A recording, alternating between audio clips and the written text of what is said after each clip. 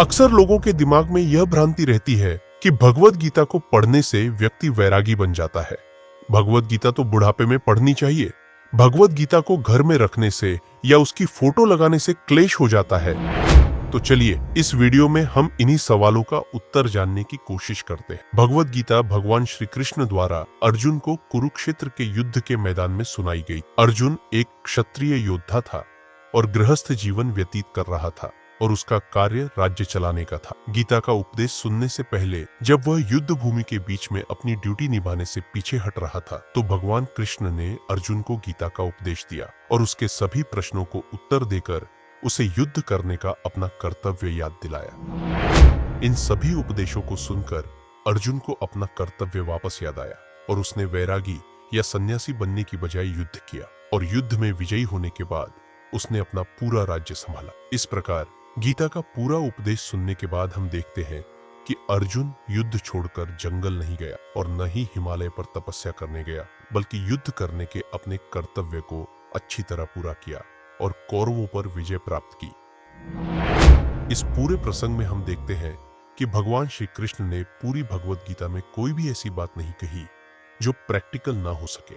भगवान वही बात कहते हैं जो हम आसानी से पूरी कर सके, अर्थात भगवान कभी भी कोई अव्यवहारिक बात नहीं कहते।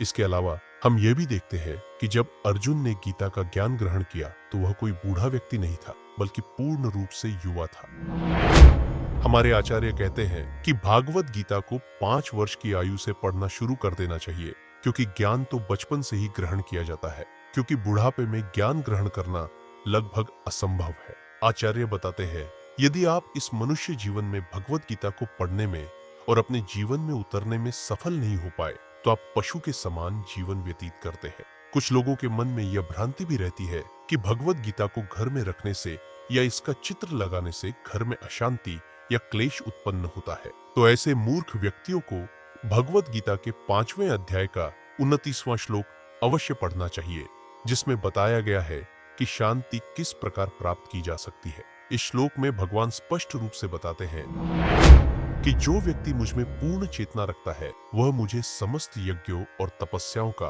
परम लाभार्थी, समस्त लोकों और देवताओं का परमेश्वर तथा समस्त जीवों का उपकारक और शुभचिंतक जानकर भौतिक दुखों से शांति प्राप्त करता है। अर्थात भगवत गीता तो शांति का संदेश देती है ना कि युद्ध का। अतः स्पष्ट है कि इन सभी मूर्खतापूर्ण बातों पर ध्यान न देते हुए हम सभी को भगवत गीता अवश्य पढ़नी चाहिए, तभी हमारा जीवन सफल हो सकता है। अन्यथा हमें निम्न पशु योनियों में जाने से कोई नहीं रोक सकता। हरे कृष्णा।